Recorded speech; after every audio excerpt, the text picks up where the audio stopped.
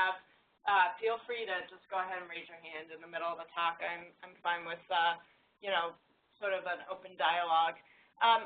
I wanted to just start by giving you a sense of what a hydrogeologist does. At the end of the talk, I'll talk a little bit more about some of my research about coastal groundwater flow, but I wanted to start by just giving you a sense of my experience as a hydrogeologist. As a hydrogeologist, I study water, but a lot of people study water. Engineers study water, environmental scientists study water, you know, oceanographers study water, a lot of people study water. The thing that makes me a hydrogeologist is that I was trained in particular to think about water underground. And so I think a lot about the geology underfoot and how that affects the flow of groundwater that eventually comes out at a stream or comes out in the ocean or comes out along Lake Erie's coast. So in my research so far, I've had a chance to work in streams, for example, thinking about how groundwater inputs to streams affect temperature for supporting fish habitat. I've also had a chance to just get out and survey the world around me, no pun intended. My training required a lot of thinking about rocks and literally, you know, what's underfoot, how did it get there over geologic processes, over geologic timescales, and that's brought me to some fantastic places. I've been able to go all over the American West as well as in other parts of the world. This is me sitting on some rocks thinking about these huge cross-bedded sandstones and how these must have been deposited in some really high energy settings in basically out in a lake or in some sort of basin. And then I've also been able to look at rocks by boat. So hydrogeologists do get out on the water. This is looking at a really cool outcrop where you can see these features here along this outcrop. Anyone know what these are? Yeah. Bedrock? Yeah, so, okay, so we're looking at what might be considered, you know, bedrock. But, like, what are these little things that go across here? Can you guys see these in this dark room? See these things? Anyone know what these are? Yeah. Glacial grooves. Okay, so they're grooves, yeah. But I'll give you a hint. We are not in a place that was under glaciers in any of the historical past. Yeah? Water ripples. Water ripples, that's right. So actually these rocks are super old. Like they've been dated to something like 100 million years old. And this is actually water ripples just like what you see in a sandy area right along Lake Erie's coast. And so what you're looking at is literally like picture your little toes 100 million years ago sitting in some nice warm water with little waves lapping up against your prehistoric toes. Like this was actually some sort of nice sandy beach type setting or something like that 100 million years ago. So this is the kind of stuff that geologists get to think about. And in the modern scenarios, we think about how's groundwater flowing through these rocks. What is it doing in terms of affecting the quality of the groundwater if we want to pump it out and drink it? But we also get to think about, in general, you know, how did these rocks get here? What does that tell us about, you know, what happened in the past and help us understand what's happening in the present, too? Some of the other things we get to do to look at the subsurface are run geophysical surveys. So this is me pushing ground-penetrating radar setup, so I could literally look at features like this under the ground with geophysical imaging. So that's some of the stuff that I got trained to do. I got trained to do it in some different places. I started out at Rice University in Texas, which is in Houston, because I thought I wanted to be an astronaut. And I was like, what better place to go to than Houston at a school that's good in science and engineering? I'll figure it out when I get there. And when I got there, what I found out was that, well, I started out in astronomy, and I was in an astronomy class that I liked, but I also happened to take oceanography, because I was like, that sounds like something cool I didn't get to take in high school. So I'm jealous of you high schoolers who are taking oceanography now with Dr. Krissick. But I was basically like, I'll take oceanography too. And oceanography was so cool. And astronomy was cool too, don't get me wrong, but while I was taking astronomy, someone said to me, oh, you want to be an astronaut? Well, you know, you don't study astronomy and become an astronaut. You study astronomy and go work in an observatory. And I was like, oh, I'm in the wrong career path. And so I switched, because I love my oceanography class so much, I switched to geology. And it turns out to be amazing for me, because I got to go out and put together puzzles of how the Earth works, and look at rocks and tie it all back into modern beaches and, you know, modern oceans and modern rivers, and think about how these rocks were deposited. And so then along the way, I ended up at Penn State for a master's, where I got to do a lot of work in oceans. So this is me on a Japanese research cruise during my first 2 years out of my undergraduate work at Penn State. I got to go out and work on a Japanese research vessel studying groundwater beneath the ocean in an area with active faults and earthquakes, and think about how the fluid pressure along those faults might affect earthquakes. And so this is me with a bunch, here I am. Here's a bunch of scientists, many of which are Japanese, but some are Western as well too. Here's our research vessel.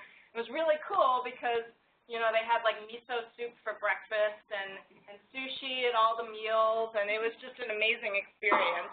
I got to go to Japan. Also, I got to go up to Alaska and work for a summer trying to find oil and gas.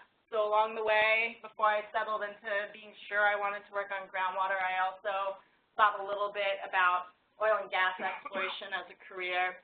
So this is me up on the North Slope of Alaska in an internship. And then this is me sitting next to a drill rig, onshore drill rig, and this is the tire on one of those drill rigs that goes out and drills for oil and gas in Alaska.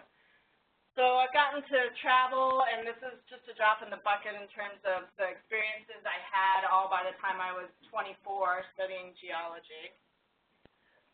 Since then, so let's see, since then I ended up doing my my PhD at the University of Texas in Austin, which was another amazing experience that involved really cool travel. And then I went to Delaware to do a little more research where I got into coastal work. And that's what I want to give you a taste of in my research today, is some of my research on coastal groundwater processes. And that includes lake coastal processes, not just marine coastal processes. So what I think about are all the water inputs that you get to a coastal system, and particularly in estuaries, you have multiple inputs. You have fresh water coming in from rivers. You might have salt water coming in from an open ocean. And then on top of that, the things that often get forgotten about are groundwater that is hidden beneath ground here and discharges right along the coast. And if any of you has ever been like wading along the coast when you're swimming or fishing and you feel a cold spot in the summertime, chances are you basically just walked over a place where groundwater is discharging in a pretty focused way into the surface water. So that's a very tangible, way to see the effects or feel the effects of groundwater. It definitely affects temperature, but it also affects basically the chemistry of the water too, because groundwater has been traveling through rocks, and so it picks up a bunch of dissolved solids, including nutrients that come out into the lake and contribute to the chemistry of the lake water. And then on top of that, that surface water is constantly being circulated through the lakebed or through the seabed. And as it circulates through that sediment, there's a lot of organic matter in that sediment. You have less oxygen in that sediment, and that's a really reactive zone where a lot of chemical transformation takes place. And so this exchange of surface water with the seabed or lakebed also affects the ultimate surface water quality. So these are the processes that I really think about, in particular these surface water-groundwater interactions. And why focus on that in the Great Lakes region? Well, as many of you know, we have a lot of concerns about the nutrient inputs to the Great Lakes, particularly Lake Erie. And that groundwater source of nutrients may be a small source, but it's an unknown source that, again, a lot of people don't think about. So a portion of my research focuses on trying to understand what the groundwater sources of nutrients or other contaminants are to the coastline, where those sources are coming in the highest concentrations, where the groundwater is coming out in the highest concentrations, and how that might contribute to harmful algal blooms or in general eutrophication in surface waters. So the key question that I'm really focused on in this research is what is the hidden nutrient load from groundwater that discharges directly to the coast? And a lot of my research on this problem involves the use of geospatial analysis to get at this question. These days, we have a tremendous amount of information available in the form of digital maps. And so I analyze this information to get a sense for where groundwater might be coming out into the lakes and where it might be high in nutrients. And the way I do that is I put together a water budget. So first I look for all of the little places along the coast where water must flow directly from land to the coast instead of flowing first to a river.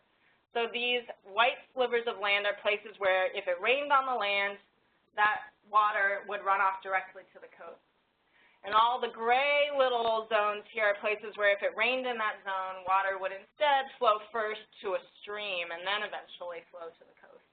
And my assumption is that groundwater is taking the same downhill flow path as the runoff or the surface water. And so I use this information to say, okay, this looks like a zone where if the water seeps into the land, it comes out as direct groundwater discharge to the coast. And I basically just put together a water budget where I say, if I know the amount of water seeping into the land as infiltration in these little coastal wedges, these coastal recharge zones, then I can assume that because water is not created or destroyed anywhere magically within this catchment, it must come out as direct groundwater discharge to the coast. So that's what this equation says and what this sketch is supposed to show. Rain falls, some of it never goes into the land, it comes off as runoff, but the stuff that goes into the land as infiltration has to come out as direct groundwater discharge to the coast.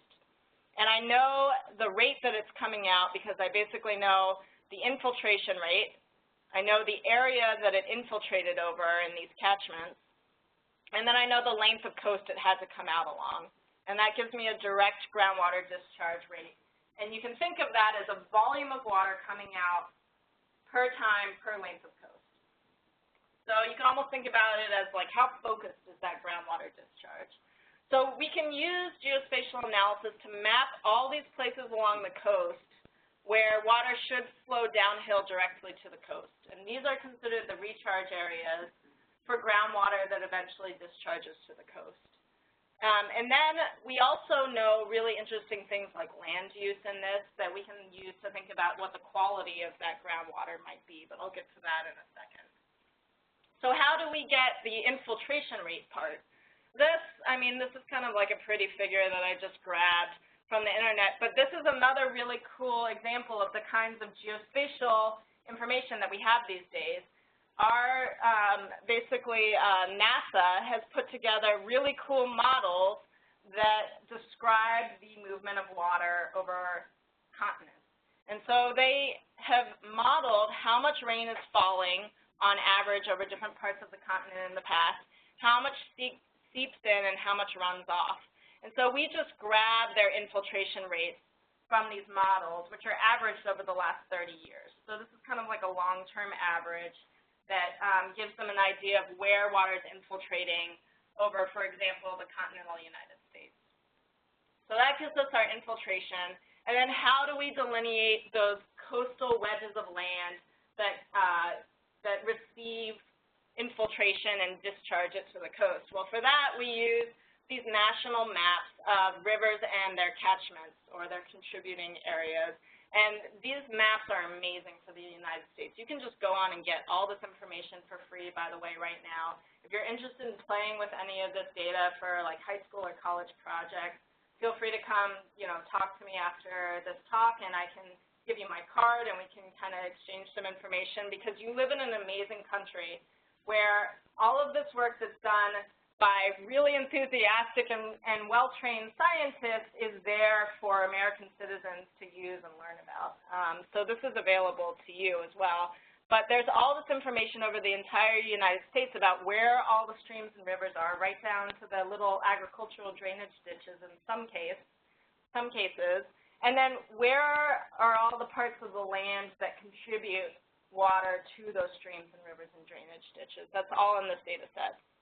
So we put these things together into our water budget, and it's important to remember that there are some assumptions here. First, I'm only looking at direct groundwater discharge to the coast, not recirculated lake water. So I'm looking at all the green arrows here, and not these red arrows I talked about before of lake water that's moving down into the bed and coming back out again. I can't get at that with this approach. I'm also assuming that everything's at steady state, meaning I'm looking at long-term average discharge rates. I can't, from this approach, tell you what was the discharge yesterday or a week ago or a year ago. I can only give you, on average, what it's like over a 30-year period. I'm also assuming that in reality, there are some fractions of groundwater that recharge way farther inland and come out of the coast. And this method is not good at figuring out how much of that is happening. It's probably small compared to the amount of groundwater that just moves along these shorter flow paths, but there are some longer flow paths that go from really far inland out to the coast, and this method doesn't get at those very well. I'm not assuming any contributions from really, really deep geologic layers either. We call those confined aquifers. And then I'm also not considering the effects of groundwater extraction by humans. So, for example, if I'm in the area of Cleveland and there's some new housing development with a massive pumping well using groundwater to supply that housing development with water, I'm not considering the effects on that, because that actually does have an effect on groundwater discharge to the coast. And Chris and I were having an interesting conversation earlier today. Apparently, there was a well to supply water to the hatchery right here on South Bass Island. And after a while, it started pumping in lake water, and so the water was too warm. It was warmer than the normal groundwater, too warm to use for the hatchery. So when you start pumping on a well really hard, you can actually start pulling in water from the coast instead of letting water discharge out to the coast. And I'm not considering those effects in this model, but they're usually only big if you're near a major city. Okay, so those are all the limitations, but even within those limitations, we're able to produce really new and novel maps of groundwater discharge to the coastline of not just Lake Erie, but all of the U.S. coastline of the Great Lakes for the most part. There's some little pieces missing. But so the dark blue areas here are places where there's a lot of rapid groundwater discharge to the coast, and the light blue areas are places with much lower groundwater discharge to the coast. So you can see that most of western Lake Erie Basin, for example, has lower groundwater discharge rates to the coast, light blue areas. And we might in general expect that. You know, we're basically sitting in what used to be a swamp a long time ago. You have a lot of flat land with a lot of muddy sediments. There's just not a lot of fast groundwater flow out to the coast through this part of the Lake Erie coastline. But if you get further east along the Lake Erie coastline, there are some places with really big bluffs and a lot of erosion, and some of that erosion actually could be because of the groundwater coming out along the banks, and you predict higher groundwater discharge rates there.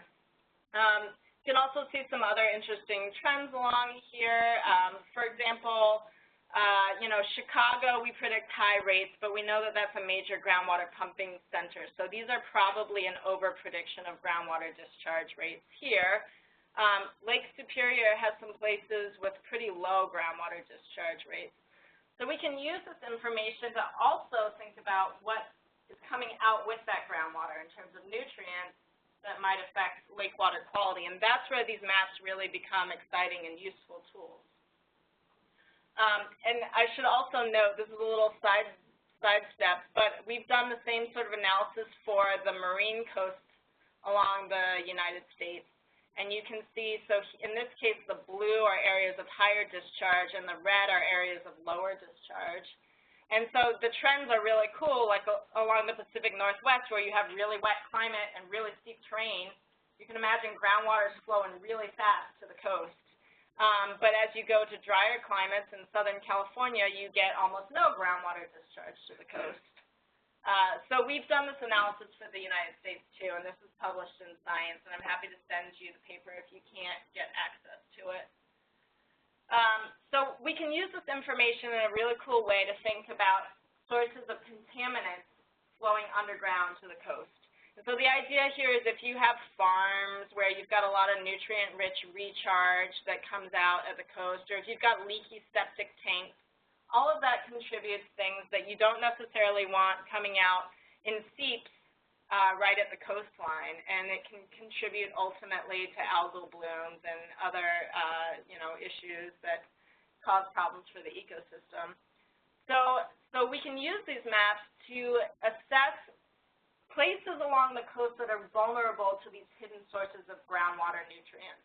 And we do that by looking at places that we predict high groundwater discharge rates over and places with high agricultural or developed land use.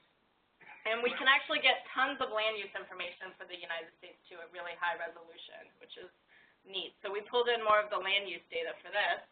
And in this analysis, I'm showing you all the areas that are vulnerable to nutrients coming out underfoot in groundwater to the coast. So the pink are those vulnerable areas, and the black are places that aren't vulnerable.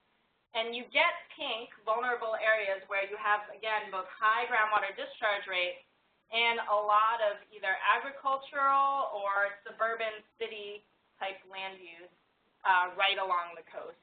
And so you can see a lot of the western Lake Erie Basin, even though it's agricultural, it's not so much vulnerable to nutrient loads coming out in groundwater because there's just not that much groundwater discharge. But as you go east along Lake Erie, you get higher groundwater discharge rates, and you still have these really mixed land uses that include, suburban development, urban development, even low-impact development where there's septic tanks or agriculture. And you get all of this vulnerable coastline lighting up along Lake Erie. And it turns out, the sad story is that Lake Erie is the most vulnerable to these hidden groundwater sources of nutrients of all the Great Lakes. I'm sure it's no surprise if I asked you to guess which lake is the most vulnerable to hidden sources of nutrients, you'd probably say Lake Erie. But this analysis confirms it, and it's true by a long shot. The least vulnerable, anyone want to guess?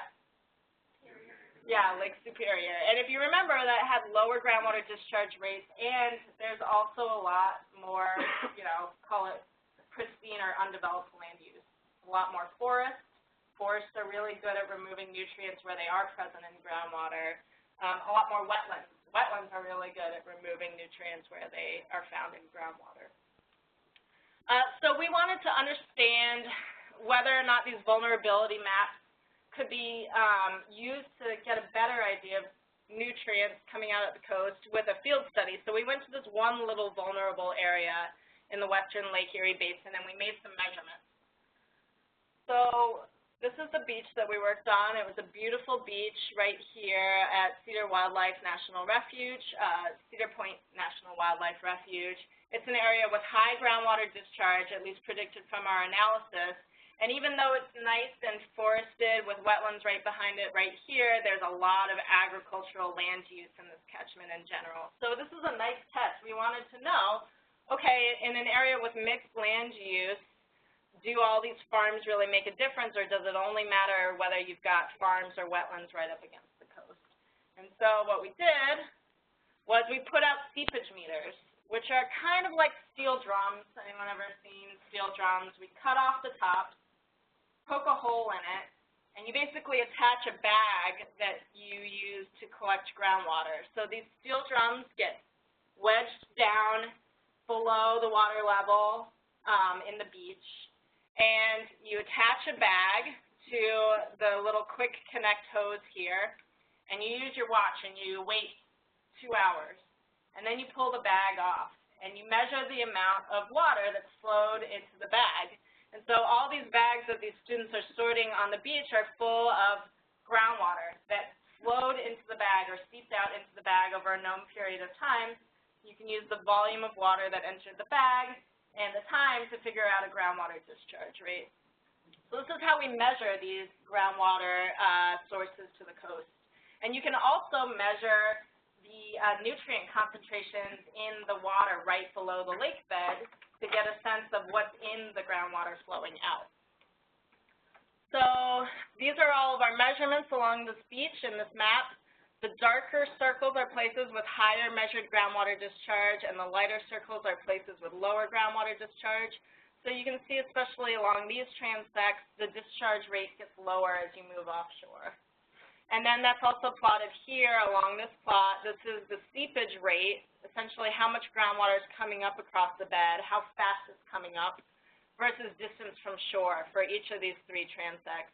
And you can see the rate of groundwater discharge is falling off as you go offshore. So we can use all this information to get a measured rate of groundwater discharge and compare that with our water budget analysis. And you can see that actually, once you factor in sources of error, those comparisons are pretty decent. So we were actually able to predict the groundwater discharge rate from maps pretty well compared to what we measured, which was exciting. So the next thing that we did was we looked at lakebed chemistry. So we actually stuck in little straws in the lakebed, sipped out some water, I mean not with our mouths, like with a syringe, and then we measured the nutrients in that water because that tells you what the quality is of the groundwater that's discharging out right at the lake. And this is dissolved phosphorus versus essentially salt, which even though all of this is fresh, gives you a little bit of a sense of, what's being transported out across the lake bed. And then this is the amount of dissolved inorganic nitrogen versus essentially like a salt concentration. And the thing to look at here, so there was some marsh water onshore nearby that we sampled. That's the green dots. Those are very low in salt, very low in nitrogen and phosphorus. And then we sampled lake surface water. That's those blue dots. They're kind of in the middle in terms of salt and very low in phosphorus and very low in nitrogen. And then there's onshore groundwater that we got from wells.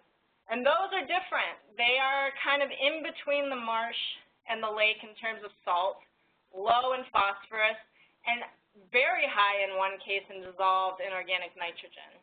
And then all the black dots are the actual groundwater coming out right at the lake bed.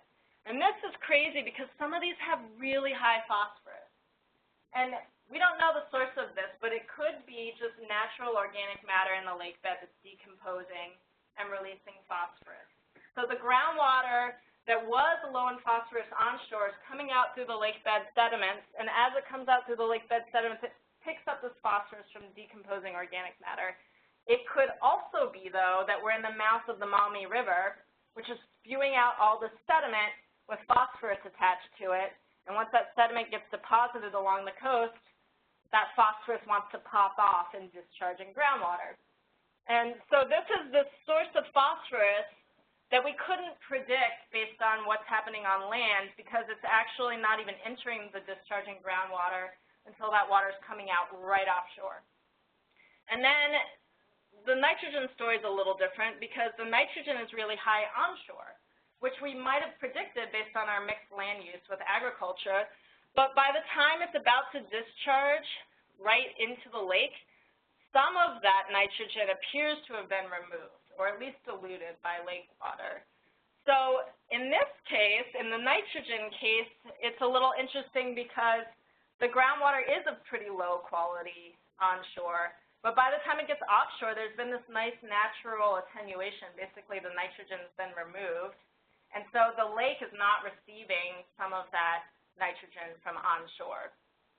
So how well can we actually predict the flow of nutrients from groundwater into the lake? It's hard, it turns out. And we need a lot more of these field measurements to really be able to make these predictions. And map predictions may only be part of the answer. These are just some maps showing the concentrations of nutrients at those different points where we measured, and they're just all over the place. There's no clear trends in where there's high phosphorus, where there's high nitrogen. So it's hard to predict, a lot of variability spatially. Are these nutrient loads that we measured significant? Well, okay, we're going to do something really arm-wavy right now to just play the game of saying, are these things significant? Let's assume that the quality of discharging groundwater here is the same everywhere along Lake Erie. And let's take our map-based estimates of groundwater discharge all along Lake Erie and assume the chemistry is the same and add it all up and calculate the total amount of nitrogen and phosphorus coming in along groundwater flow paths to the coast. If we add it all up, the phosphorus load is about equivalent to 13% of the annual load from the Maumee River. That's significant, but it's distributed all along the coast in this really diffuse, source coming in from groundwater. So, it doesn't have quite the same impact as a river coming in with a huge point source. But from a whole lake perspective, it's not a small amount. And then the nitrogen is only 4% of the annual load from the Maumee River, so even less. But the interesting thing is if you actually look at the nitrogen-phosphorus ratio coming in the water, it's really high, like way higher in terms of the amount of nitrogen than algae actually need to grow. And so this is a problem because it can basically tip the scales in terms of making the algae want phosphorus even more. So when you do introduce phosphorus, the algae go nuts and they bloom, which is a problem. So this groundwater, even if it's more of a diffuse source of nutrients, can be playing a big role in terms of priming algae to respond to phosphorus input. Okay, so how are these maps useful in the end? Well, we showed that we do need a lot more point measurements like we made in this one point of nutrients coming in to understand the full picture in terms of groundwater sources of nutrients. But we still think that these maps are really useful for being able to say, these are places where groundwater inputs to the lake are high and places where the nutrient inputs could be high. We can use this for planning and managing our coastal areas, thinking about where septic tanks could be better located or where we might want to go to, more of a fixed wastewater treatment system. So these are a really nice tool for land use planners. They're also a great tool for scientists. If you're someone who is a fisheries scientist and wants to know where groundwater might be creating, like cool patches that fish might want to hang out in, you can look at these maps and, design studies this way. So we think that this is a really exciting step towards trying to understand these hidden water and nutrient sources to the coast. If you take away nothing else from the talk, I hope that I've at least showed you that groundwater is a diffuse source of nutrients to the coast, and it does contribute to potentially phosphorus, exacerbating phosphorus limitation, which can drive harmful algal blooms. And Lake Erie is the most vulnerable of all the Great Lakes to these groundwater sources of nutrients. I also hope that when you look at a photo like this, you now not only think about all the water in these lakes and in these rivers, but the groundwater flowing hidden beneath the Earth's surface too. This work couldn't have been done without an amazing team of students, including graduate students and undergraduate students.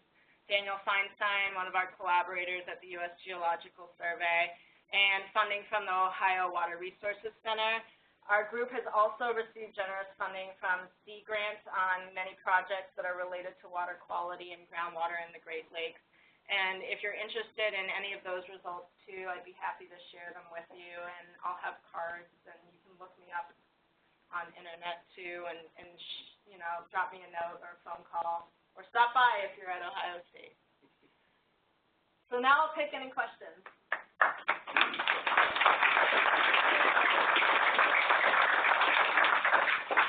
There's plenty of time for questions, please. I can start the ball rolling then if they're going to sit there like that.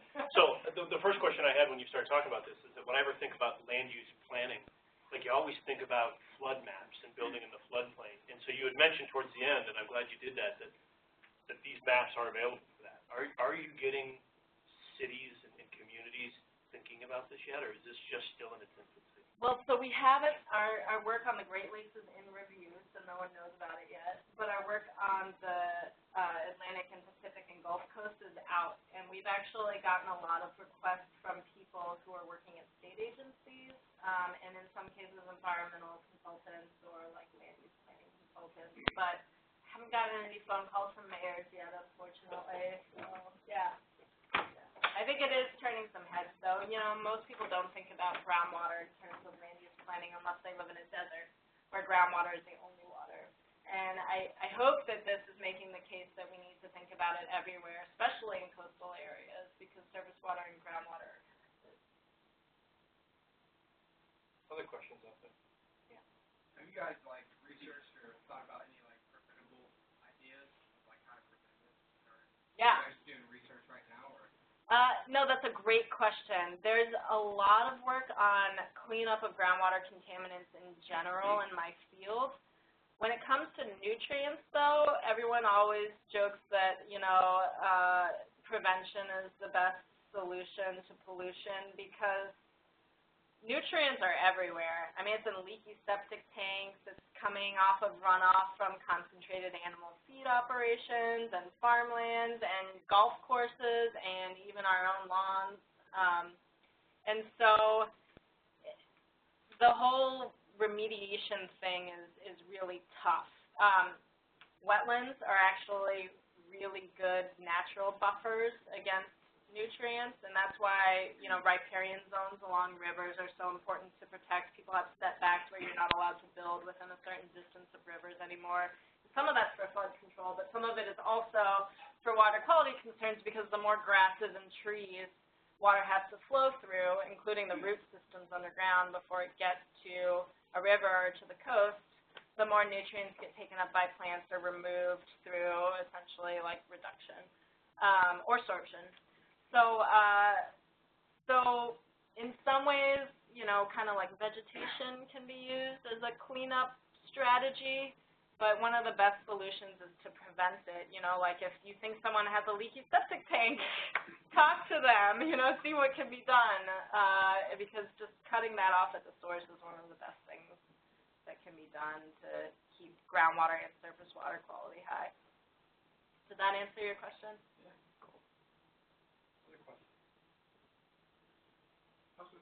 Canadian operations, I should say Canadian government, how are they looking at your research and what are they doing? Well, it's interesting because the Great Lakes stuff that we just submitted, we recommended a few Canadian scientists as reviewers, and so we don't know how they'll respond to it yet, but I think they'll be really interested. And they certainly can do the same analysis on the Canadian side, but the issue is that if you have map inputs with different resolutions, it can affect the actual groundwater input rates that you estimate. And so they can do their side and compare within their side, and we can do our side and compare within our side. But because our maps stop at political boundaries, comparing across can actually artificially create some biases in our predictions. And so comparing across might be a little bit challenging, but comparing within our coastlines is doable now, and they have really good data sets. They're just not at the exact same spatial resolution. So we didn't want to, potentially get into those sorts of issues that could maybe weaken how people interpret the maps or understand them. I think they're excited, though. I mean, I've talked with someone who's basically in the Canada version of our U.S. Geological Survey, and he was really excited about the work that we're doing. So. Yeah, and they have the same issues we have, obviously, transboundary waters. So when you showed that map where you had the black and the pink and the high-risk areas across the Great Lakes, when you were setting those up, it looked like there was the numbers you picked, and I don't want to get into the weeds on it, but there was like a 340 was the flow rate that was your trigger, and maybe 37%. Yeah, and so that's why we need more field studies, too, because, these...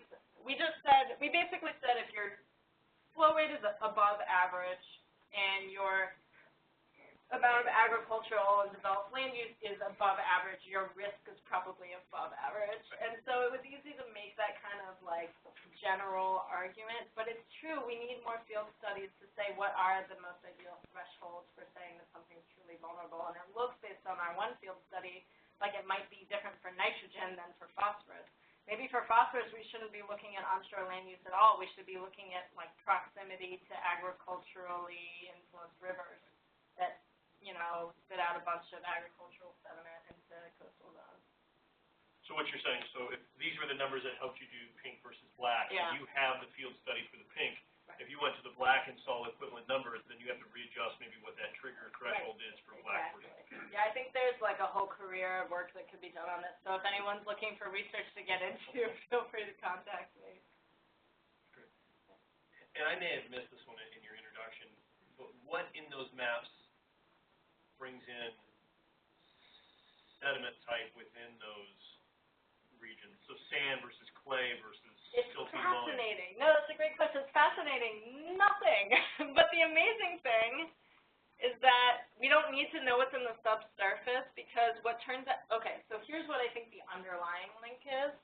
You're going to get higher groundwater discharge rates in places where you have like long recharge zones that extend really far inland.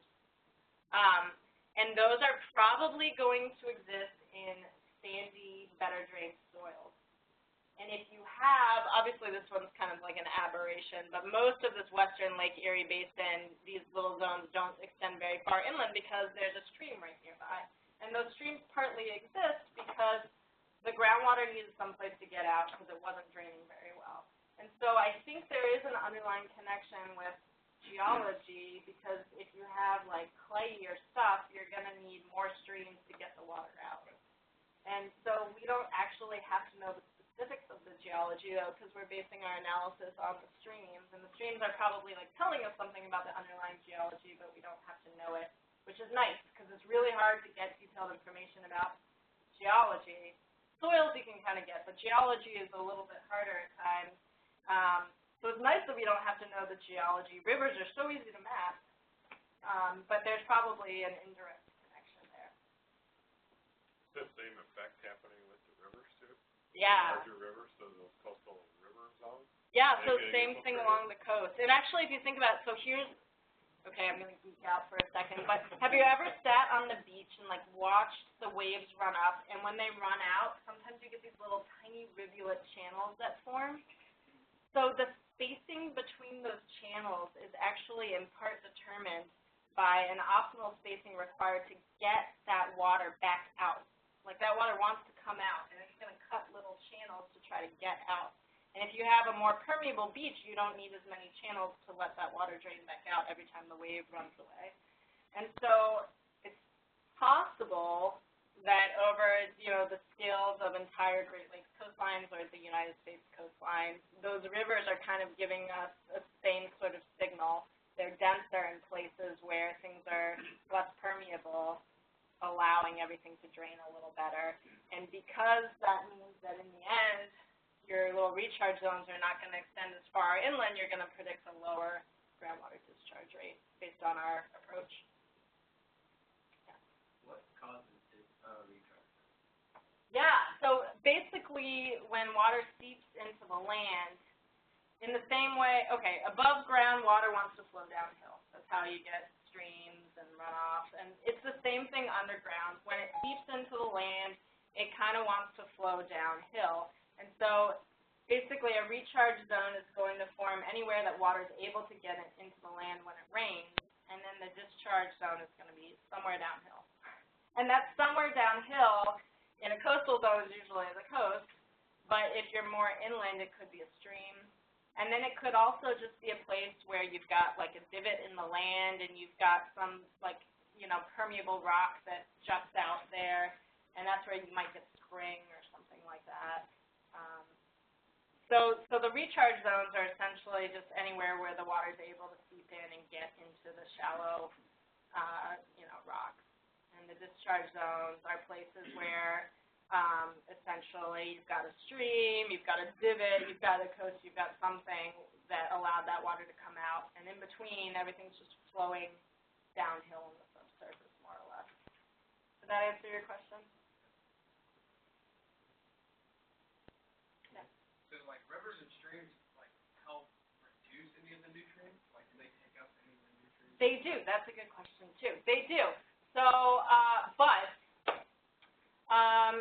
especially for nitrogen, it's a little complicated because nitrogen can be taken up by plants, or it can be removed by reduction in the absence of oxygen. But rivers are oxygenated.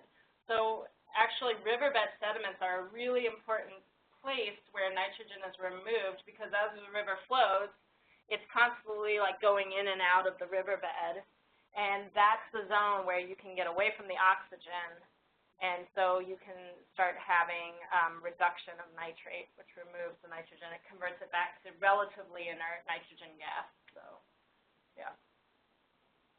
Yeah, so that's actually another focus of my research is how processes happening right at the riverbed interface or lakebed interfaces affect water quality as it just kind of cycles through on its path too.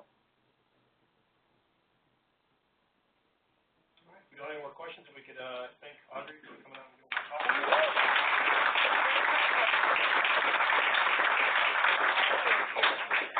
So we got about now. For the guest lecture, what we try and bring in is representation from some of the state agencies. Oftentimes throughout the summer, we'll bring up folks from NGOs, so some nonprofit groups. What we try to do for you today is bring in some of the leadership that's coming from an industry. And so what we've got with us today is Davey, and so we've got Brent Repenning, Senior Vice President for the company, and then Noark, and he's with the recruiting side of things. And so really what we invited them up for us to do is to kind of talk about their company, but as Audrey was able to do, to talk about the different paths she took to get to where she is in her career, perhaps they can present you with some job opportunities that exist out there and things that might be of interest to you as you guys build your career through your education and maybe your internship opportunities and summer job opportunities. So I don't want to steal their thunder for their introduction, so please welcome Brent and Mark tonight. So I guess I'm between you and a good night's sleep. Is that right? We're studying for a quiz. We're studying tonight? All right. Well, it's good to be here. I enjoy doing this. I'm going to invert my talk a little bit. We're going to talk a little bit about Davey Tree. Who's heard of Davey Tree? So a few. Okay. There's a lot of different things we're in, so I'm going to talk a little bit about that. And then I'll talk more towards the end about my career, and then we'll also talk about how to find out about opportunities that we may have if you see something you like. I've been with the company 23 years. I'm a graduate of Ohio State, and I'll come to that when I talk about my career. I'm actually a forester. I've done a lot of different things, and we'll hit that.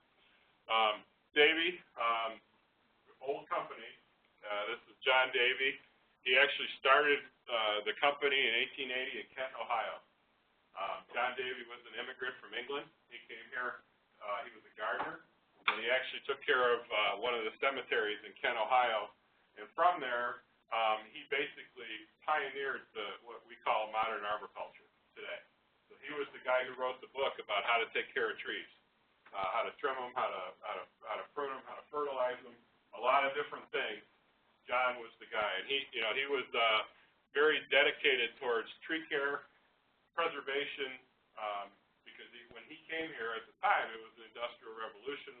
A lot of that stuff was just getting cranked up, and we were cutting down all our trees. And he was kind of a guy that wanted to preserve the forests and preserve the trees in even the urban areas. So that's where the company started. Today, we're all over the place. We have close to 9,000 employees. We're in Canada, U.S. We have offices in most major metropolitan markets. We have a lot of operations scattered across the United States. I manage two areas of the company. One I've been with for a long time, which is our resource group. Let me just hit these divisions first. We have in the company we have basically four areas of business. Our residential group takes care of trees and grounds for homeowners. And a lot of people will see our trucks in urban areas. That's generally these guys. We're in, I think, 110 major markets now, and it's a pretty big area of our business. We have a utility division. Back when the electrification was starting, we were one of the first companies to trim trees around electric power lines. I now manage one of the areas of this part of the business. We also, we started back in the 60s, a natural resource and division.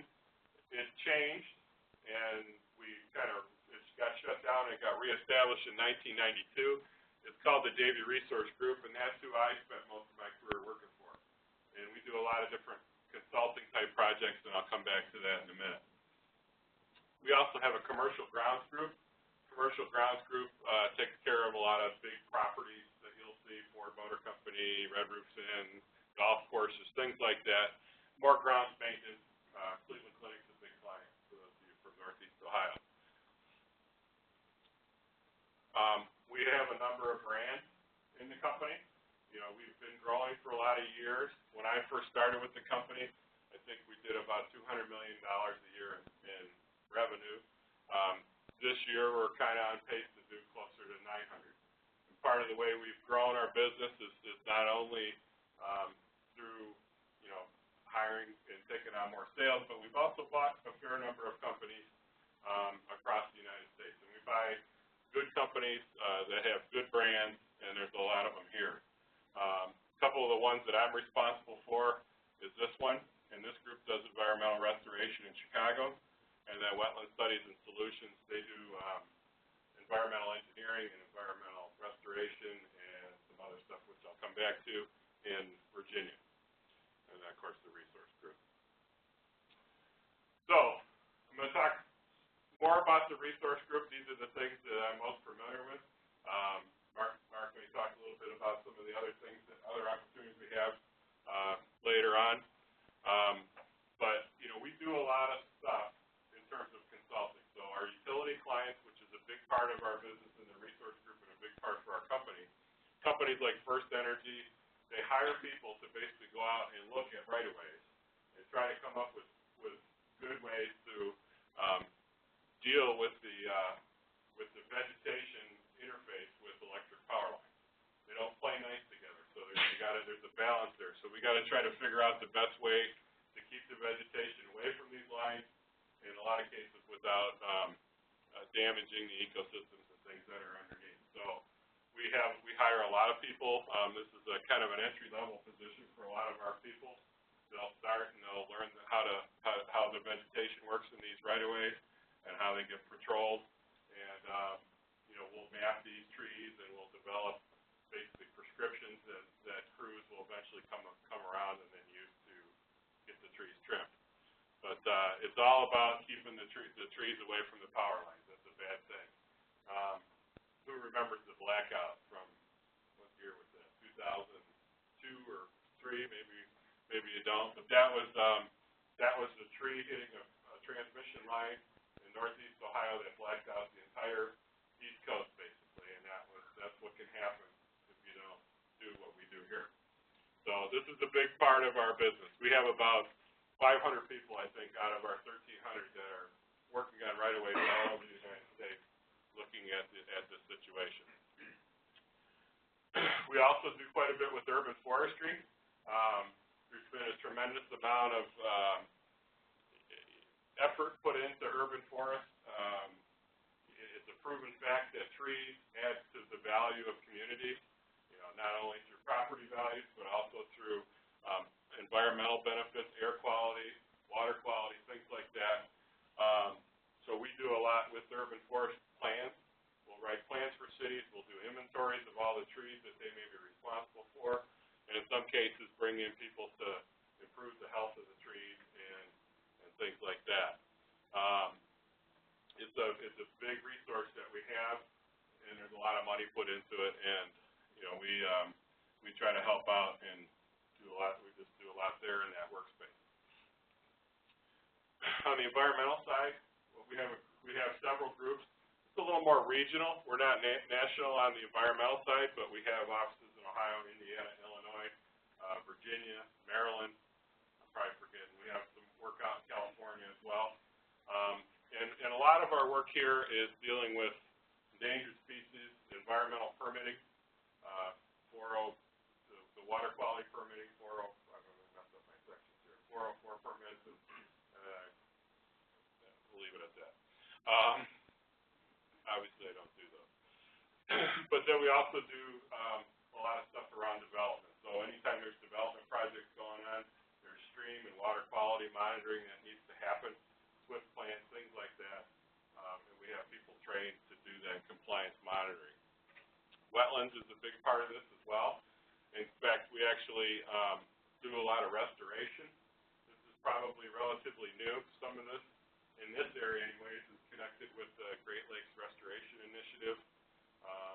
We've done some stream restoration, some invasive species control, all along Lake Michigan, Lake Erie, and I don't think we've been up to Lake Ontario yet, but it's all driven by that GLRI funding.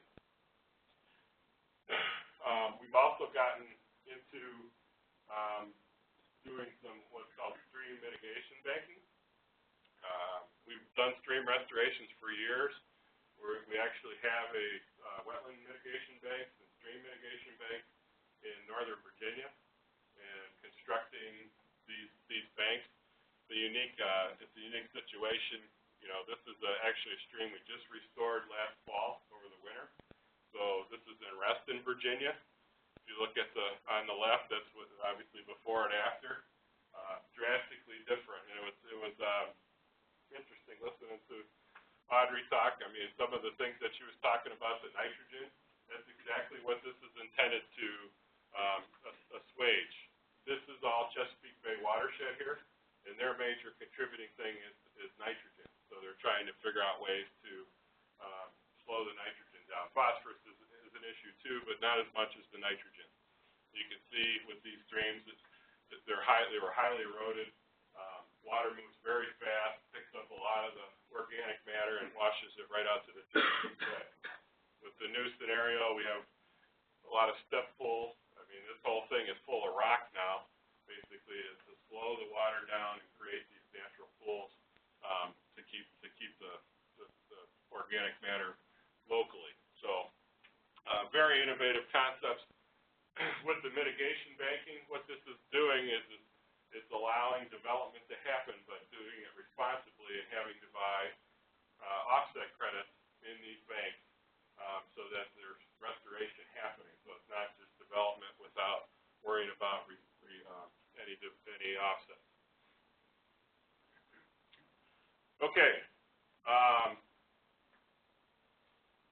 That's a little bit about what we do. We have a whole bunch of services. We do a lot of different things within the resource group.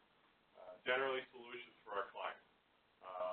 Out west in California, there's a lot of, right now the hot thing is reclaiming transmission lines for gas systems. There was a big pipeline explosion out there several years ago, and everybody's had to kind of look at their gas pipeline. So one of the big projects we have is we have a whole bunch of people that go out and watch crews work around riparian areas and some of the environmentally sensitive sites out there to make sure they don't disturb anything they should be disturbing. So a lot of the work that we do in environmental is with development. Some of it is due to the GLRI, but a lot of it is in conjunction with development. It's a good thing. There's been a lot of, I think, smart regulations around how to offset development-related issues, and that's where we've kind of come in and built a business around it. Some of the people that are involved in there, we have a lot of environmental science people, but forestry, fisheries, all those types of people contribute to those groups. And it's a big growing area of our business. One of the things I thought I'd talk about tonight is how I got where I'm at. 24 years ago, 23 years ago, to check my math, I was probably sitting in a room like this, listening to somebody like me talk about careers. And, you know, at the time, I was like, what am I going to do? What do I want to do? You know, I had visions. Me and a good buddy of mine were going to jump in a van and drive out west and cruise timber and ski in the wintertime. You know, I mean, you start to get those crazy, wild ideas. And I didn't get too far from it. I had some fun, let's put it that way. But, you know, I did graduate from Ohio State, proud Buckeye. I, oddly enough, started in electrical engineering, quickly figured out that was a mistake, and then I moved on to business, which then I quickly learned that was a mistake, and I settled on natural resource management and specialized in forestry. I spent a lot of time when I was in school doing other things. So not only did I do my coursework, I did take on extra coursework with agricultural economics. It was just interesting. Maybe I'm weird, but it was. So I took a lot of extra courses there. The other thing I did is the student organizations I spent a lot of time in. We had a forestry group that was pretty active, and I got involved in that. And it was good experience. Couple reasons. One is I got to meet a lot of people in industry through that. But the second thing is I had to work with the other students and get them corralled around. So I started to learn a little bit about management and leadership and some of those things. So it was good experience at the time.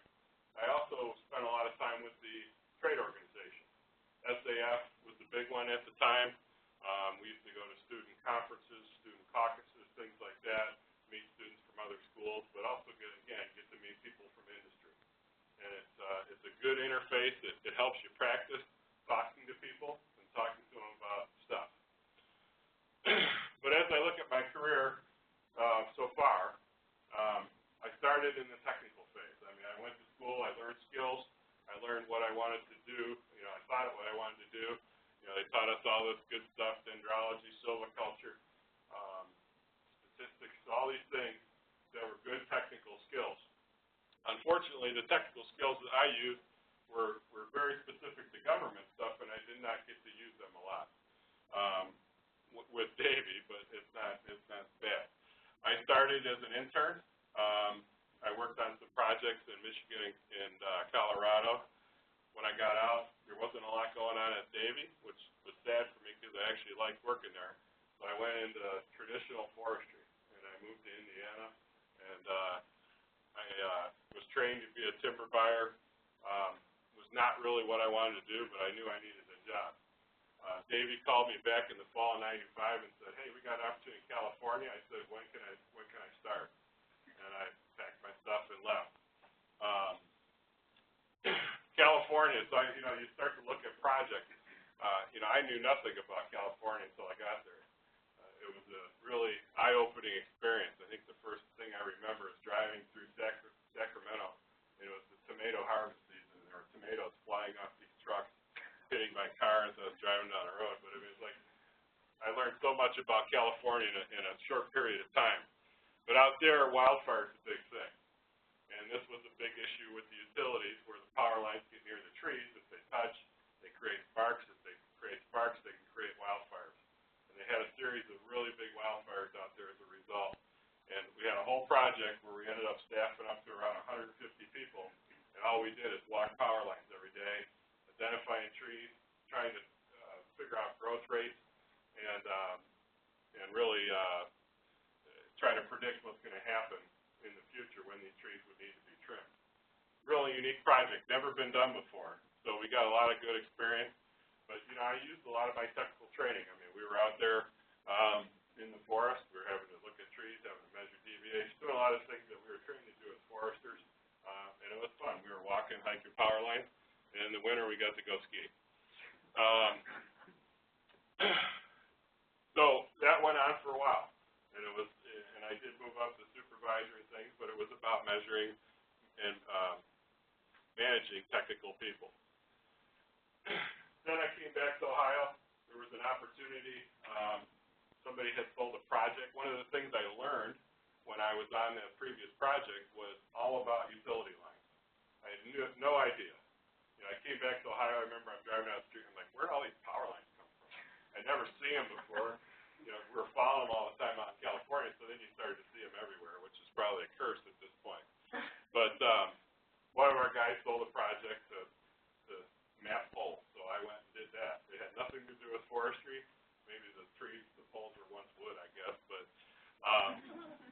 we did. So I started doing this stuff, and a lot of GIS here, and that was early in the GIS days, and I enjoyed it. It was fun doing the GIS, and we were mapping poles, and started this whole business around it. But this was kind of the transition for me. This was more about getting people that knew how to do things, and less about me doing it. And that was something one of my professors had told me early on in my career. He said, if you're in the field 5 years from now, I'll be surprised. You're going to be in an office somewhere. You're going to be doing this. And unfortunately, he was right. I guess I'm in an office too much now. But it was fun. We've what the clients wanted, and then trying to create solutions for these clients. So a lot of these were the same clients we were working for on the vegetation side. I'm totally focused on building this business, new business, and then out of the blue, we get a project in New York City to eradicate the Asian longhorn beetle, which is there are some infestations in Ohio now, in southern Ohio. Massachusetts and New York are the known infestations. This is a pest that came from China in packing crates, basically greenwood packing crates. It had been here a long time before anybody really noticed it, and by the time they noticed it, it had infested trees and was killing trees. It was very similar to what's kind of going on with the EAB. The good thing about this one is it doesn't move very fast. The bad thing about this one is it hits a lot of different species of trees. So it's not just ash, it was maples, sycamores, a bunch of different things. The way you control this, unfortunately, is you cut down trees that are infested, and trees that are not infested you can actually treat with which is a chemical which has got a bad name with bees, but imidacloprid. And the beetles don't like it, it kills them, and prevents the spread of this thing. And you start to think about if that thing gets out, it goes into the maple sugar forests of New Hampshire and Vermont. It starts to get into significant hardwood timber regions. It's a very destructive thing. So the government launched a big mission to eradicate this bug, and we were involved in it. So they said, hey, who wants to go to New York City for 5 months? You know, or actually it was probably a little bit different. Hey, when are you leaving for New York City? But I said, no problem. But this was something I had no idea. Okay, I had no technical background in this. I had no real experience working in this environment. I've been to New York City maybe one time, but I did it. It was all about the people that worked on the project and working with the clients. And this is really where I kind of, I'll say, really developed the managerial side of things. That's what I was doing. I did learn a lot about different things. Learned a lot about pesticides. I learned a lot about government regulations of pesticides. So it was still learning, but it was more about the people here. So then, came back, continued on asset management. Now I'm at a point in my career where I'm a leader. I'm one of the senior guys in the company. My job is about trying to set direction, strategic direction for the company, trying to look forward to the future, trying to create opportunities for people. One of the reasons we grow our business is to create opportunities for our people.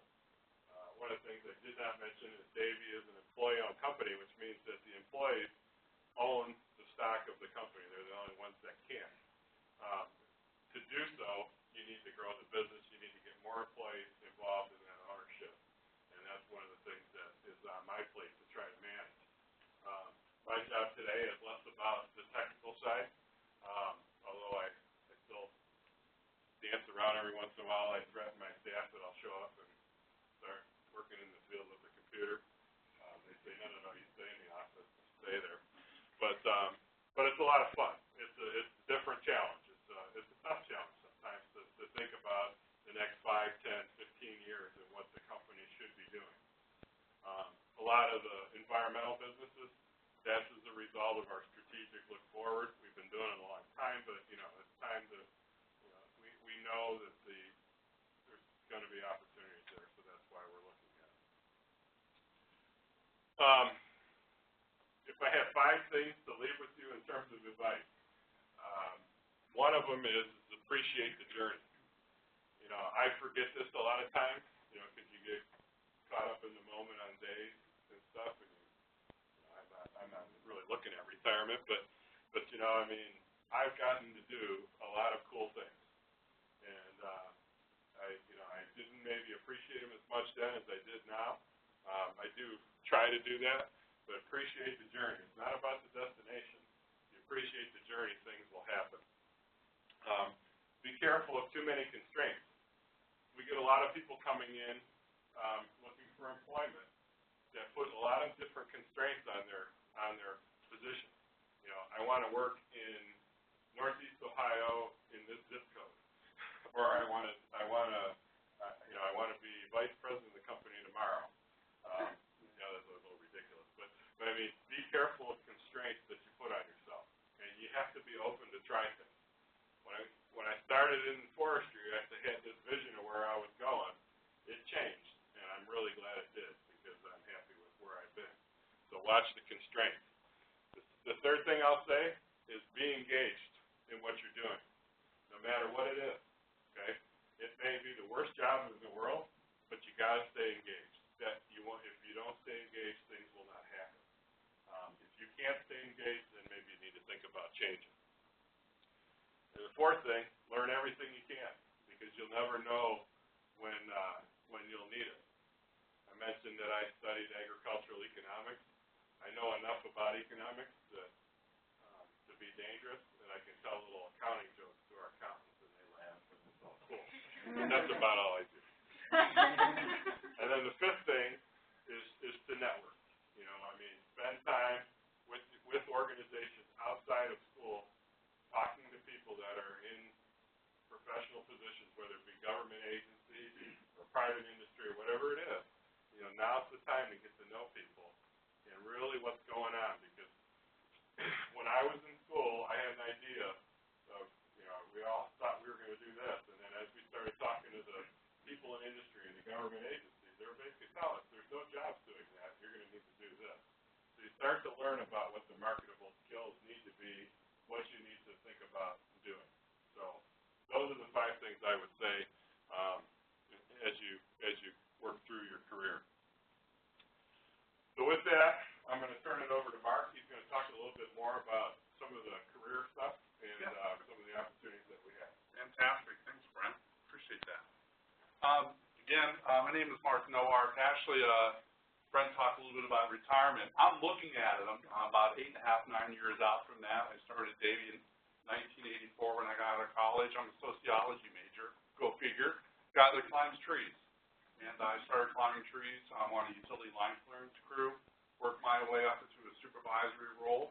Migrated over to our residential operations. And one thing I really enjoyed working in Cleveland, doing a lot of crane removals. Those unique, tangible things that really fit my personality. And because I like chainsaws. Who likes chainsaws? Come on.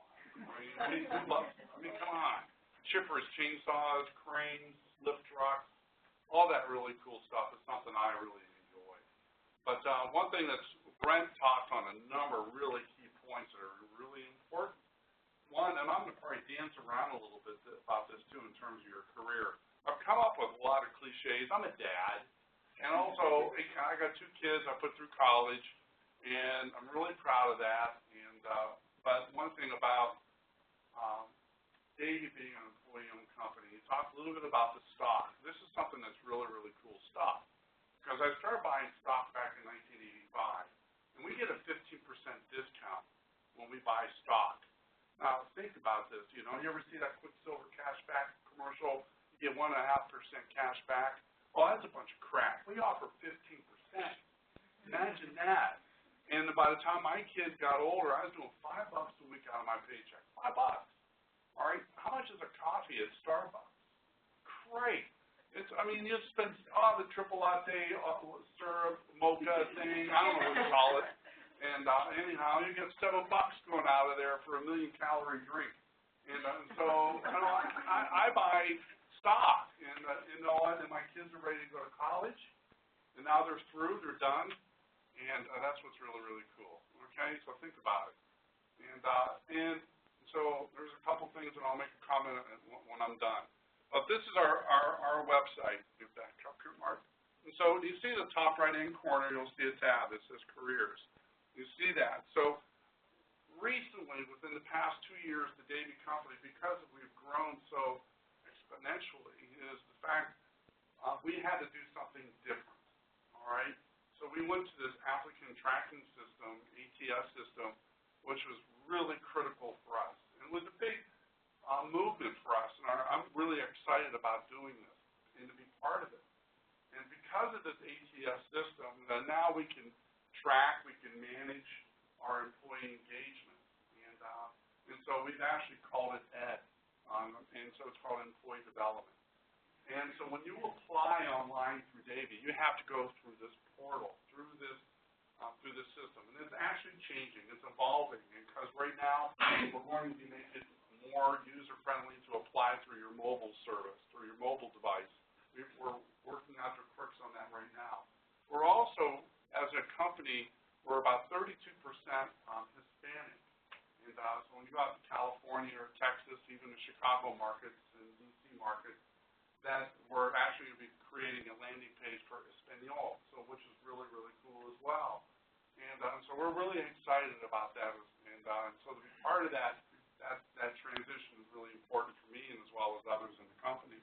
But again, so when you look at this landing page, you click on careers, and then down on the bottom you'll see the American flag, okay, awesome.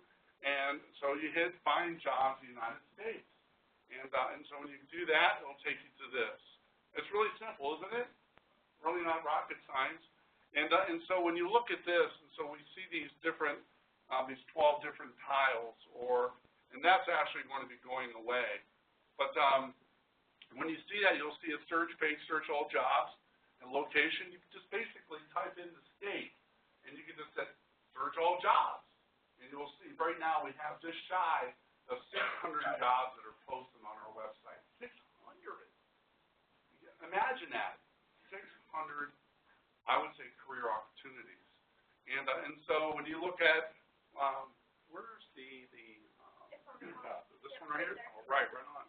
So you'll see consultant utility forester, all right? And then when you also have a requisition number, and that's for our tracking purposes and so forth. But the thing is that when you click on that specific requisition, that's when you create where you put your username and password, and then also your resume, and what's really, really cool, that information's kept until perpetuity. All right, gotcha. But the important thing is, though, alerts and so forth can be emailed you to a job that maybe fit your tastes or your likes or your experience or your education. All right, and so you may not be done with school now, but yet you can get an alert knowing when you're done with school in the future. So that's what's really awesome. I'm really excited. So, all right, this is pretty cheesy, but all right, there's probably about 7 particular jobs in the company that I'm always dealing with all the time. One, in terms of searching for people, the utility forester position, also the GIS technician. Those are probably the 2 that are really in big demand. There's a number of urban forester positions. And then you have the residential tree care climber foreman, plant healthcare technician, and then on the utility side, utility foreman, utility climber. And so those are probably when you'll see almost traditionally a lot of those redundant positions, but between those 7 or so positions of what you'll see quite a bit. And so again, when you look at the company, that in terms of your employee search, these are dad things that I kind of look at, all right? That you alone are responsible. Okay, you're the proprietor to your career. Take ownership of that. All right, search out leads and opportunities. Call people. All right, this is what I'm really trying to put into your mind a little bit. Call.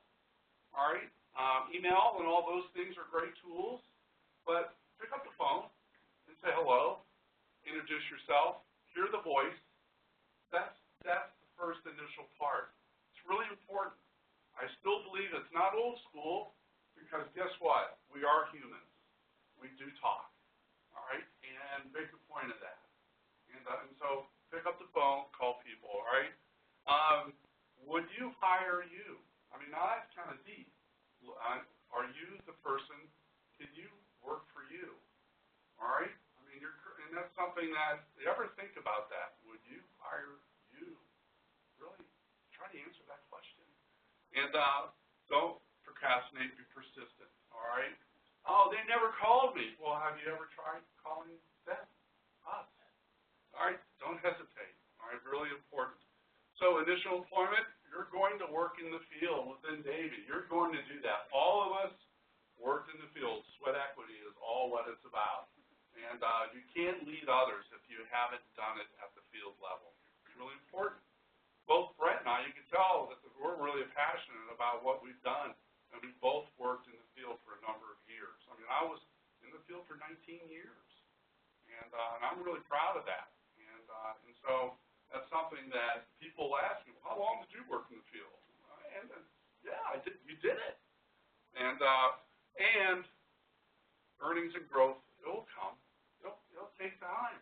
Remember, in careers, that's what we're based on. I've been here over 31 years. And so if you would have known what I was making when I first got hired, you probably, $5 an hour. Jeez. But the thing is, though, that don't be so sold in terms of the hourly rate. Be looking at the career and the responsibilities and the opportunity that working in the field will build that resume. All right? And the resume within the company, really important. Relocation assistance, that only more or less will happen at the upper level. I've worked with a gentleman recently, and we actually helped this person out. But again, the only will do it is in many ways for the fact that Brent moved around a little bit, they assisted him, but it comes from people who worked hard and they developed themselves of reliability, trustworthiness. You see where I'm going with that. And it does make a, and then high expectations, Vice President, not, all right? It will happen over time, though. I mean, Brent's a testament to that. Again, it can happen, but don't expect that when you first walk in the door. Internships, we do offer that. Right now, we have approximately, I think, 54 interns nationally, and all of them, again, working in the field. And they're an hourly rate. Typically, they range between $14 to $17 an hour. Copious amounts of overtime. You're going to get wet. You're going to get dirty. You're going to be hot. And but yet that can build that resume. Would you agree to that? All right, really important. Okay, housing arrangements. We're so diversified and we're so across the country. All right, more than likely you can live with an aunt or an uncle or a cousin or a friend or however it may be that you might be able to sleep on someone's cot or clean sheets and eat with a family member or friend. All right, and so right now we've only paid for housing for one individual this year. He came from Southern University, and his name was DeMichael, and we provided housing for him in Chicago. But it's worked out really, really well so far. So it's very, very rare. But it's not to say that we haven't done it. All right. Also, another young lady from Mississippi State also working in Chicago. And you will be at a billable capacity. Again, when we said you're going to be working the field at hourly rates, which, again, we're in the business of making money, okay? An internship can be actually loosely defined, meaning sometimes it may not be exactly what you want to be doing. That was back in terms of what Brent was talking about.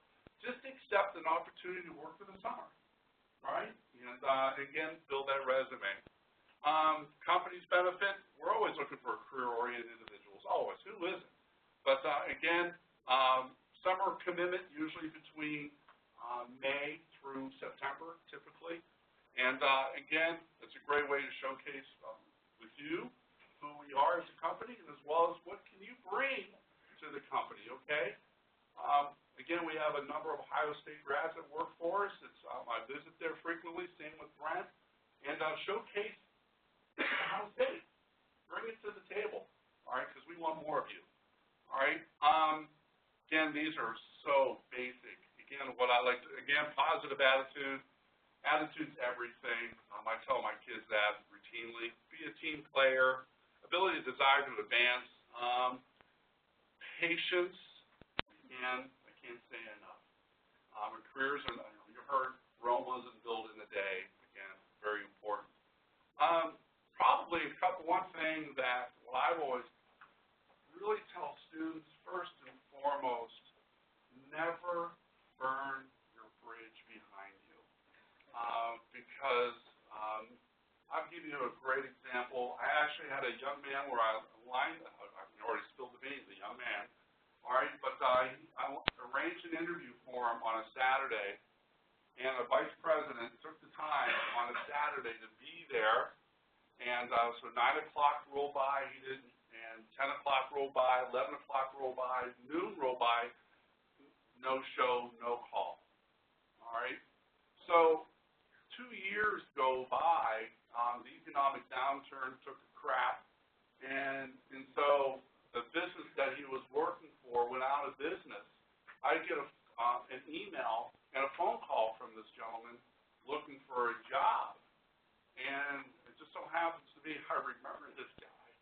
And so I forwarded it on to the vice president, and he goes, I remember him, Mr. No Call, No Show, No Thanks. That's what he put in his email to me. Remember, actually almost 3 years after the fact. And so, again, networking, don't burn your bridge behind you, and seek out those leads, email people, pick up that phone call, visit an office, those types of things. Real quickly, we try to dovetail internships with scholarships. So 2/3 of the interns last year received a $1,000 scholarship, which was really, really cool. And so if you do work for us over the summer, seek out those leads early, okay? Like in January or February or however it may be. If you're out and about, I can arrange you to visit an office, meet a manager or a supervisor or something like that. Therefore, if one, again, maybe a position may open up, you never know. So another thing I've always told other students, that doing what others won't do, you always will be working. All right, think about that. So that goes back on earlier, don't be so regimented to your major. Try to do something that maybe, hey, I never thought about doing this. Finally, I have a number of brochures up here for everyone. I also have some bumper stickers that are really cool, some pens, a couple of these buffs I have up here left. I also got some pretty cool little lights that while supplies last. And if you have any questions, Brent and I are going to answer as best we can. Thank you.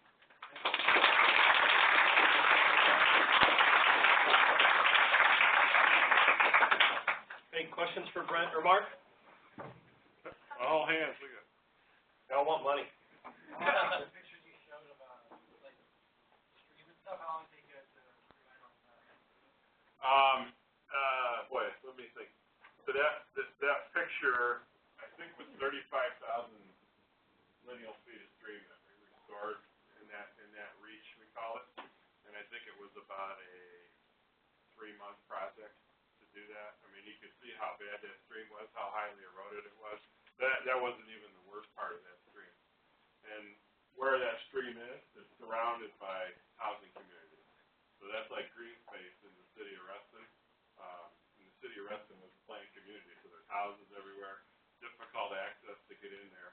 So it took a while. Had to move a lot of rock in there, had to remove a lot of trees, and now it's being replanted and stuff. So it was about 3 to 4 months. And the other good thing we had a pretty favorable winter too, which was good. There's questions over here. So how does the 15% off the stock work? So, okay. Yeah. Go right to so, right to brass tacks. So the stock, Davey stock is internally is a private stock. So the employees are the only ones who can buy it. It's evaluated by an independent evaluator. There's that whole process is out there, but we have a bunch of different ways you can buy stock. You can pick stock up through your 401k.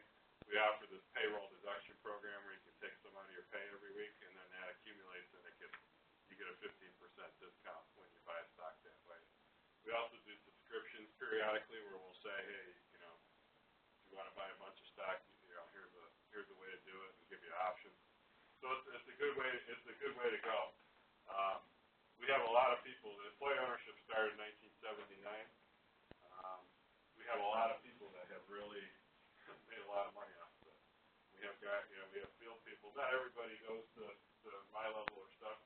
We have guys that are trimming trees every day that have, $1 million worth of stock in their bank. So it can be done. Other questions? Probably, excuse me, Brent, probably as have money that comes out of your paycheck, you can do as minimum as $5 a week to as much as $200 biweekly. And that goes into an escrow account, and that stock is purchased twice a year. And so it's reevaluated twice a year, through the Securities Exchange Commission. So we do have an oversight in terms of the company. But being that we're employee-owned, and we're not a franchise or anything like that, and you have to be with the company for 1 year in order to enroll into that. And so that's what I was just mentioning. And just recently, the stock split, and because it was at $35.90 a share. And then once it's split, what that does is, one, the company's got to be in good financial position to do that first and foremost, which it is. But two, it just makes it more affordable for an individual. So then so it's like $17.40 or $45 a share, and then 15% off of that. So it makes it about $14 a share or something like that to buy. So now you can buy more shares with increase your investment. Other questions? Go ahead. I have another question for Sawyer. Okay. Fine. Do you get to choose like when you buy the stock, like to save it up? Well, they do it twice a year, so it kind of comes out. If you decide what you want to put towards it, and then it goes into that account, and then twice a year they purchase the shares, and then we evaluate the stock twice a year. That's how we get our price. There's a lot there, but I mean, it's So I mean, the big thing about that is we kind of work every day, for our pay, but we're also working for the future. So it's a really interesting environment that it's created. It's not, like you're working for the man somewhere else. I mean, it's our company. We own it. Yeah. Your GIS division, does it use Esri products or open source? We do both, actually. We have a bunch of different GIS groups that are embedded within the operations. We use a lot of Esri stuff, ARC, FDE, all those stuff. We got all that server set up. But we also have written a lot of our own software. We write software for collecting data in the field. So we'll write custom apps and things. Some of that is built on open source. I don't remember what the exact language is, but we have a group of programmers in Kent that write a lot of the software. And it's mostly to support our operations. So we do a lot of that too. And we do develop some Esri tools as well. Recently we've gotten into some of the other things too, some of the drones and things like that. That's coming. We're evaluating that technology and its usefulness, but we're starting to the utility industry's used LiDAR technology for a while to evaluate, so we process a lot of LiDAR data. We're actually looking at flying LiDAR with drones and things like that. So we're always looking at new technology type stuff. Other questions? Yeah.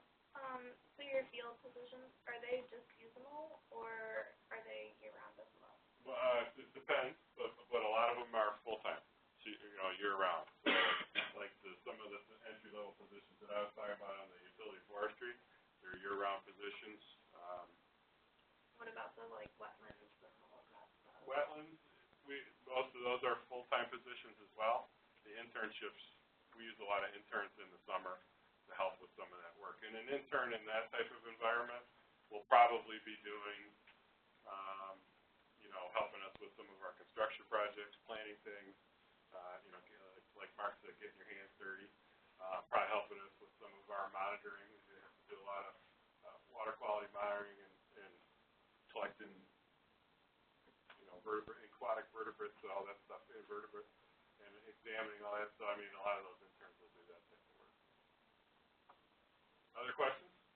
So to add on to that, so when you're looking for, so right now they've kind of got their summer occupied, probably have summer jobs in place. When would you start hitting that career button intensely? Is it? I think you mentioned like January. The earlier the better. What are most of them now? I mean, it's never too late to do that. Well, I mean, January. Yeah. The internship.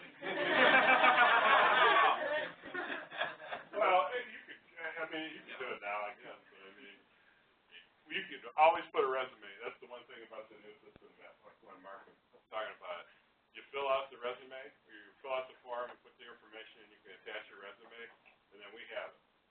And if we need people, we'll we'll run it against the resumes that we receive. So you're kind of like on file. So there's always that ability to do that.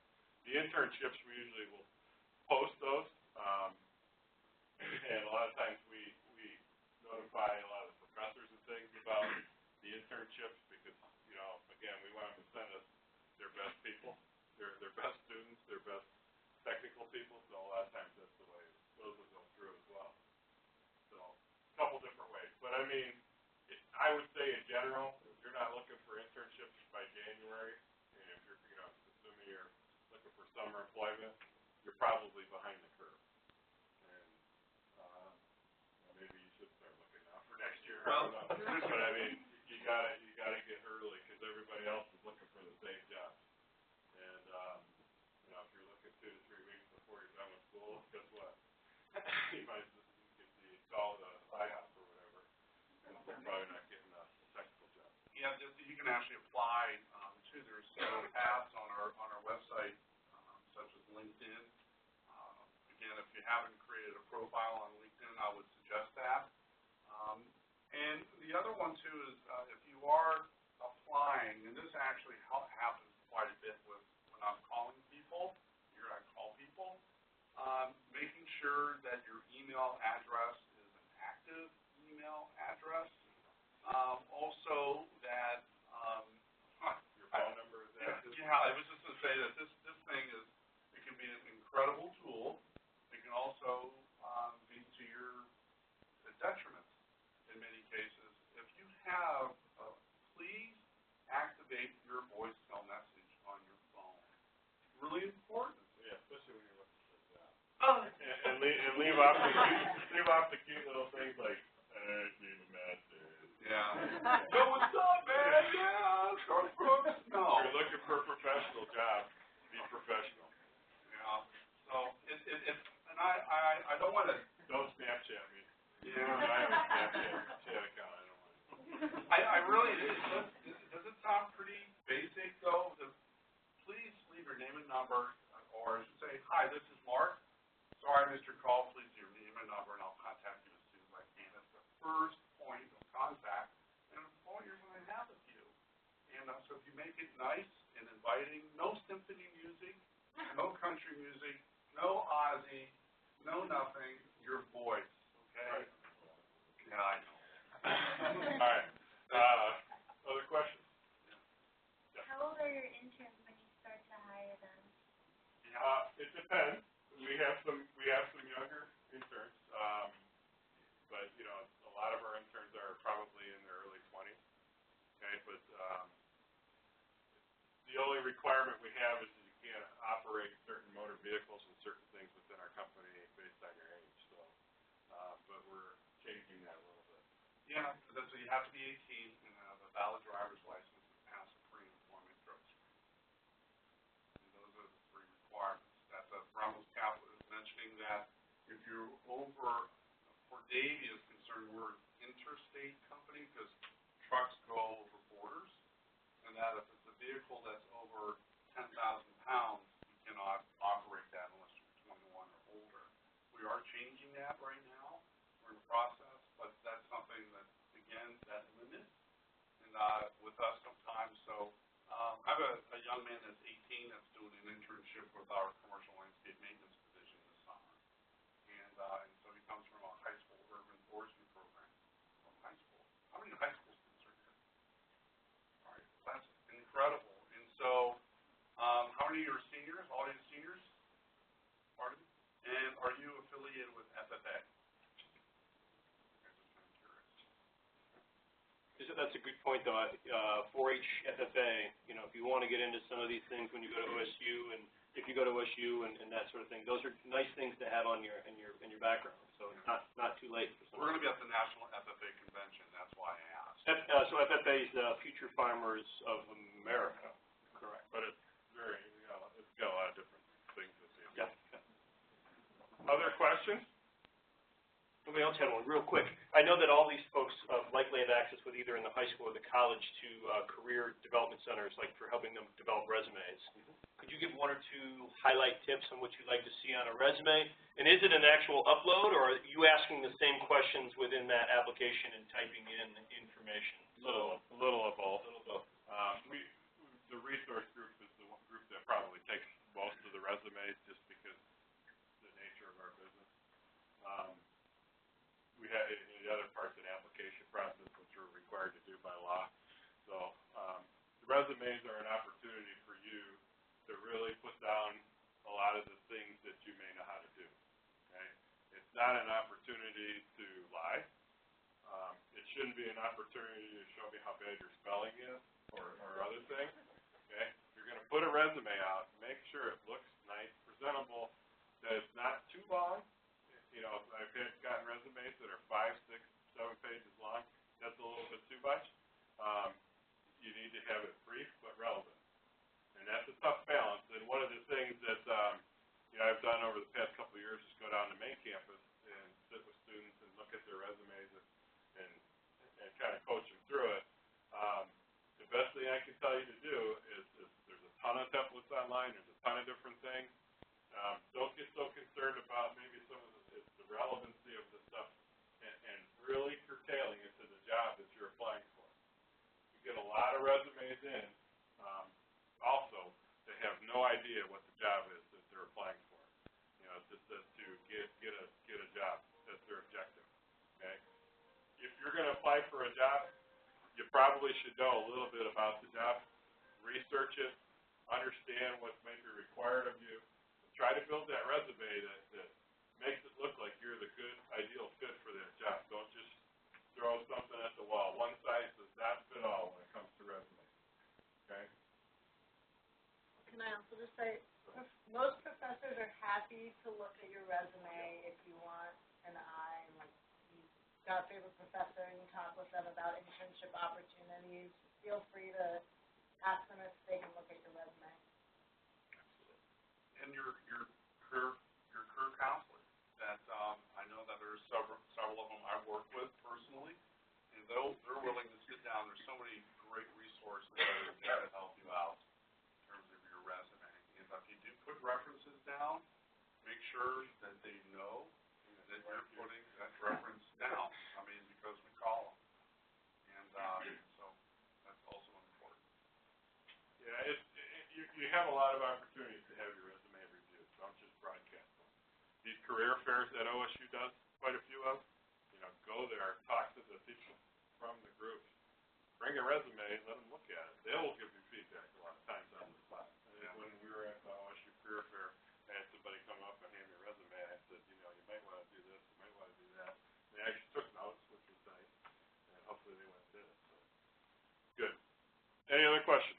I know we're probably... Oh, no, you're good. I don't want to cut off questions.